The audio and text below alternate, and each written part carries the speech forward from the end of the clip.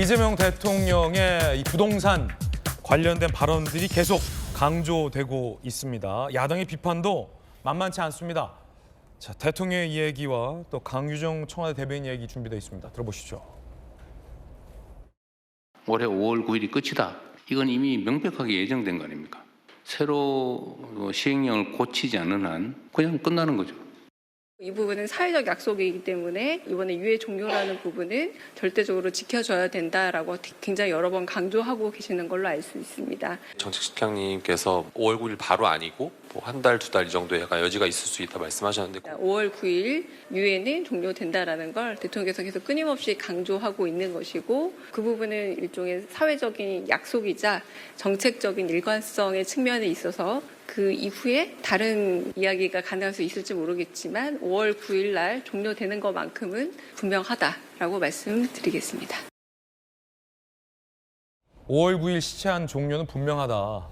다주택자들에게는 이 양도세가 중과될 것이다라고 청와대 대변인도 밝혔습니다.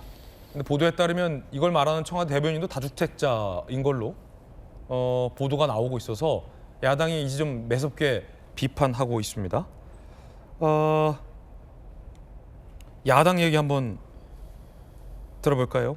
장동혁, 이준석 두 대표의 이야기 들어보시죠. 대통령이 보유한 분당 아파트가 1년새 무려 6억 원이나 올랐습니다. 인천 국회의원 되면서 2022년부터 판다더니 아직도 팔지 않고 있습니다. 대통령 논리대로라면 무슨 수를 써서라도 당장 팔아야 하지 않겠습니까? 대통령부터 똘똘한 한 채 쥐고 버티는 것처럼 보이니까 무슨 정책을 내도 약발이 먹힐 리가 없습니다. 민주당 의원들과 이재명 정부의 관계자들에게 단도직입적으로 묻겠습니다. 5월 9일 전까지 집 파실 겁니까? 다주택자들은 언젠가 규제가 풀리겠지, 이번에도 유예되겠지라며 간망할 겁니다. 이 교착 상태를 깨는 방법은 정부 관계자들과 여당 의원들이 먼저 매물을 내놓는 것입니다.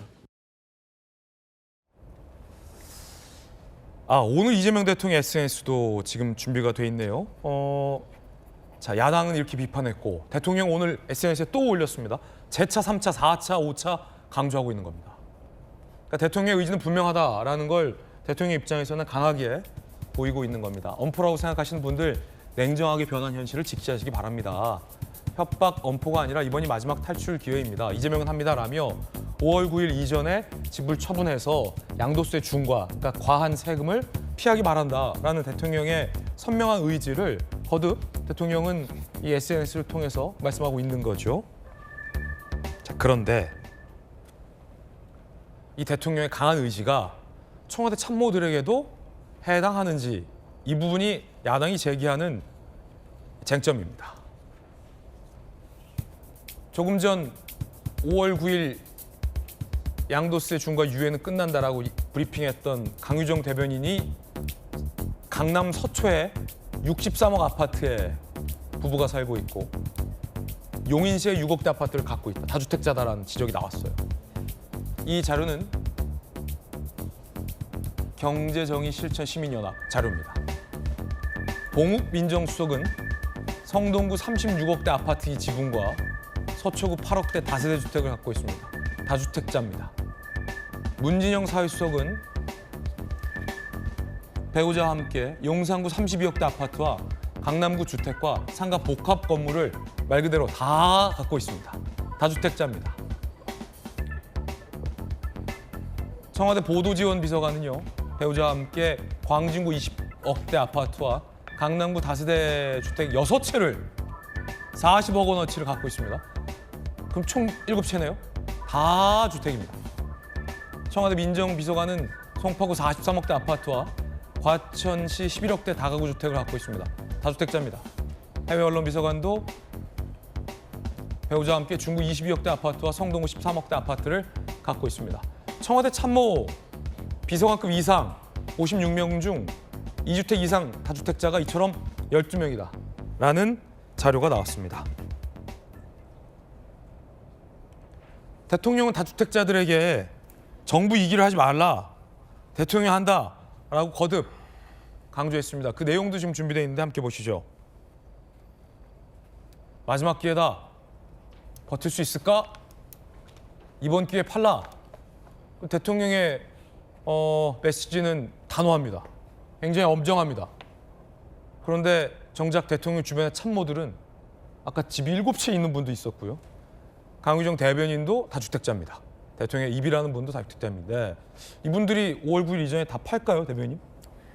글쎄요. 지금 내놓고 있는 정책들이 실효성이 있고 만약에 또 국민들에게 정말 신뢰를 얻으려면은 지금 이 참모분들 문제가 되는 이 다주택자분들은 당연한 거고 지금 현 정부는 똘똘한 한 채도 문제가 있다라는 시각이기 때문에 거기에 해당되는 모든 분들이 빨리 5월 9일 이전에 또 매각을 하시고 그 금액을 가지고 국내 이 장에 투자를 하시면 야. 그러면 많은 분들이 너도 나도 5월 9일 이전에 다 처분을 하지 않을까요? 아까 그 저 누구야? 7채 갖고 계신 분은 6채 팔아야 되는데 5월 9일 전까지.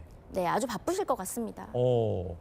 다 팔 거라고 보세요, 참모들이? 저는 팔지 않을 거라고 보는 이유가 사실 이 똑같은 스토리가 문재인 정권 때도 있었습니다.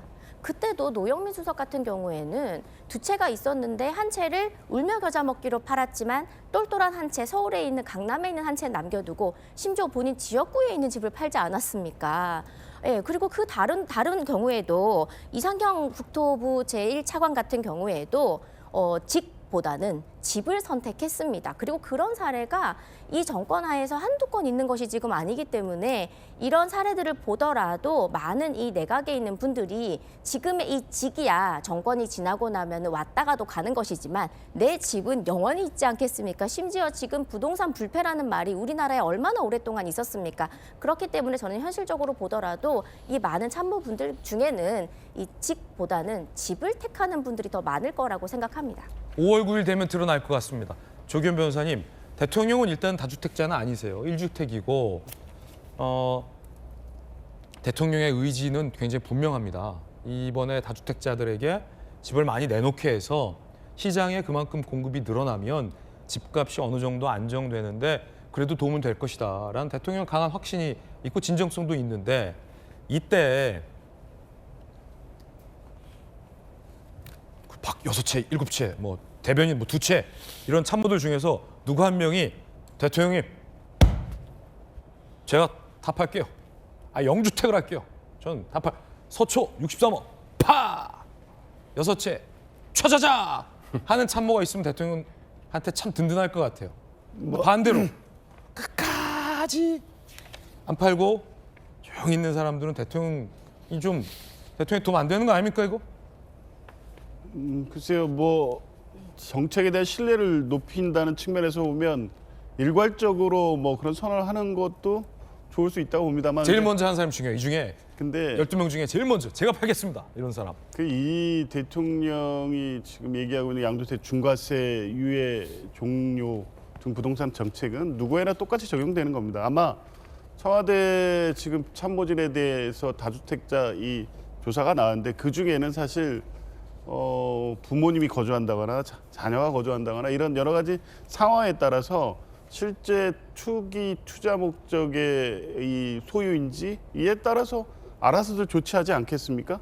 대통령 얘기한 대로 버티는 세금이 더 많이 나오면 버티는 사람도 있을 수 있죠. 근데 불가피하게 그런 경우도 있고 시세 차익을 노리고 결국 부동산 정책은 흔들린다라는 생각으로 버틴다면 그러면 이제 이재명 정부의 참모 그만하셔야죠. 실제 그런 생각이 있다면. 근데 뭐 부득이한 사정에 의해서 한 거라면 그건 어쩔 수 없는 거고요. 그러면 그냥 세금 내고 갖고 있어도 됩니까? 세금 내고 갖고 있고 아니고는 자유의 선택이죠. 그런데 지금 말한 대로 이재명 대통령과 이 정부의 정책 방향이 확실하고 그런데도 불구하고 안 팔아. 안 판다. 또 결국에 안 파는 이유가 합당한 이유는 아까 말씀드린 대로 불가피하게 자녀라든가 부모 거주 목적 때문에 다른 어떤 증여라든가 이후 조치를 통해서 그 문제를 해소하는 것이 아니라 근데 그냥 전세 준 거야. 그러면 이제 그런 거는 처분하는 게 맞죠. 처분해야 된다. 그런 조치 검토하고 있을 거라고 봅니다. 근데 이 정책 본인이 몸담고 있는 정부의 정책도 스스로 불신해서 결국에 이걸 갖고 있는 게 낫다는 생각으로 갖고 있다. 그러면 당연히 참모 자격이 없는 거죠. 적어도 저는 이재명 대통령 주변의 참모들은 그 정도의 상식적이고 합리적인 판단을 할 것으로 봅니다. 그 민주당 국회의원들도 다주택자가 많던데. 민주당 국회의원들이요? 네. 국민의힘은 더 많아요. 아니 국민의힘은 이재명 정부 정책에 동의를 안 하니까 그러니까 동의 안 하는데 그런 식으로 비판을 한다면 국민의힘은 집값 떨어질까 봐 다 걱정하는 거잖아요. 아니 그럼 민주당 의원님들은 예. 안 팔고 있으면 현 정부의 정책을 의심하는 분들일 수도 있겠네요. 글쎄요, 이제 그걸 그건 너무 볼 수- 일이 커집니까? 그렇죠. 그렇게까지 볼 일은 아닌 거고 예. 적어도 그런 눈치를 보면서 언제까지 갖고 있을지 저는 저 이재명 대통령이 어떤 분인지 민주당 의원들이 누구보다 잘 네. 압니다. 이 정책은 후퇴하거나 다시 번복되지 않을 거라는 믿음도 확실하고요. 그러면 아니 대통령의 진정성과 의지는 확실해요. 그리고 전 정부와는 다를 거라는 것도 네. 민주당 의원들이 누구보다도 잘 압니다. 그러면 본인들께서 어떤 선택을 하겠죠. 그것도 그거에 맞는 다 어떤 지켜보고 선택, 있다. 그렇죠. 그거에 맞는 어떤 선택을 할 거라고 봅니다. 조규 변호사님 다주택자 아니죠? 그렇지 않습니다. 아닌 것 같아요. 다주택. 예. 아니, 난 아니다. 이재명 대통령의 이번 부동산 집값 안정 정책이 반드시 성공해야 되는 사람입니다. 네, 우리 그 자리에 앉았던 홍익표 수석이 지금 청와대에 가 있어요. 보고 있습니다. 조기현 변호사가 청와대 정책에 대한 무한 신뢰성을 드러냈습니다. 국민들이 보고 있을 것 같은데 김만수 변호사님. 네. 뭐 야당 의원들이야 정부 정책에 동의 안 한 사람들이니까 논의할 게 아니고 여당 의원들 다주택자 청와대 고위 참모들이 대통령의 이 진정성을 도와주느냐 안 도와주느냐. 왜냐하면 대통령의 진정성을 의심하는 분은 없잖아요. 근데 이게 시장에서 진짜 효과가 나려면 윗물이 맑아야 아랫물이 맑다. 청와대 참모들과 여당 의원들부터 얼마나 대통령을 신뢰하고 지지를 보내주느냐. 그 여부가 대통령 말씀처럼 망국적 부동산 다주택을 처분하느냐 안 하느냐에 딸리지 않았습니까? 어떻게 보십니까? 대부분 대통령의 진정성을 의심하지 않는 것 같은데 저는 좀 의심을 해요. 왜냐하면 이게 한두 번 하면 진정성이 있구나 하겠는데 이거 아침 뭐 눈만 뜨면 매일 얘기를 하고 있잖아요. 그럼 또 이러다가 내가 그럴 줄 알았어? 그러면서 또 손바닥 뒤집기를 할 수도 있는 전례가 있기 때문에 너무 과도하다 저는 그렇게 생각하거든요. 한두 번 정도 중과 없다 하고 무게감 있게 딱 끝내야 하는데 그렇지 않고 있단 말이에요. 뭐 어쨌든 그러면 뭐 저거 또 변할 가능성이 있나? 너무나 자주 이 얘기를 하는 것 자체가 신뢰성을 떨어뜨린다는 거고 그다음에 아까 강유정 대변인 얘기하잖아요. 예. 적어도 저 발표는 강유정 대변인이 하면 안 되죠. 다주택자가 하면 안 된다. 다주택자가 나와가지고 대통령의 의지는 확고합니다. 다주택자 증거할 겁니다. 그러면 그걸 보는 국민들은 뭐라고 할까요? 그러면 당신은 할 거 아니에요. 그럼 마무리했어야죠. 뭐 두 가지예요. 하나는 저희는 용인 집은 뭐 시어머니가 살고 있기 때문에 팔기 어려운 그런 사정이 있습니다라고 얘기하든지 그렇지 않으면 지금 저기에 강유정 대변인이 발표를 하려면 끝에 이런 말을 써야죠. 저부터 솔선수범하겠습니다. 근데 그 말 안 하려고 하면 다른 주택 하나 가지는 분이 저런 얘기를 해야 하거든요. 그런데 이재명 대통령이 다주택자를 이제 투기 세력으로 보잖아요. 그러면 현 정부의 비서관급 이상 56명 중에 12명이 투기 세력이 어떻게 보면 지금 청와대에 있는 거거든요. 그러면 투기 세력과 같이 막 일을 하면서 투기 세력을 몽둥이로 잡겠다. 이건 우리가 이걸 두 글자로 뭐라고 하냐면 모순이라고 하냐면 모순. 투기 세력이 내부에 있는데 그 내부 투기 세력을 잡지 않고 계속 외부 투기 세력에 대해서만 가만두지 않는다고 계속적으로 경고하고 협박성 발언을 하면 이건 완전히 뭐 이 정책에 대해서 신뢰성, 일관성 거기에 의심을 받을 수밖에 없는 거예요. 그래서 뭐 제가 볼 때는 뭐 할 것 같아요. 근데 하려고 하면 그냥 하면 되지. 뭘 이렇게 막 뭐 7번, 8번, 10번 가지고 막 안 팔면 가만히 두지 않겠다. 뭐 후회하게 될 것이다. 뭐 이런 식으로 정책을 하는지 저는 도대체 이해가 가지 않습니다. 네, 김관수 변호사님 개인적인 비판의 의견도 전해드리고 있습니다. 이 부분이 안 그래도 질문에서 나왔습니다. 청와대 참모들은 어떻게 할 거냐. 야당에서 정부 여당 내 다주택자는 어떻게 할 거냐 압박. 그러자 강유정 대변인이 특별히 입장을 공유하고 있지 않다라고 밝혔습니다. 한 보도에 따르면 부모 자식이 살고 있는 집을 소유하거나 증여 상속에 의한 지분 소유인 경우가 많다. 투기와는 거리가 먼 것들이 대부분이다라고 해명성 발언이 나오기도 했습니다. 그런데 전수민 대변인, 세금은 양도세 중과는 부모 자식이 살고 있는지 아닌지 지분인지 아닌지를 피해가지 않잖아요. 청와대 고위 관계자 중에 사정 많겠죠. 근데 국민들도 마찬가지라는 거죠. 사정 없는 국민들이 어디 있겠습니까? 그러면 진짜 투기꾼들은 극소수일 건데 세금은 그 극소수한테만 가지 않잖아요. 그러면 일반 국민들은 나도 사연이 있으니까 집 안 팔래라고 해도 되는 겁니까? 청와대 참모들처럼.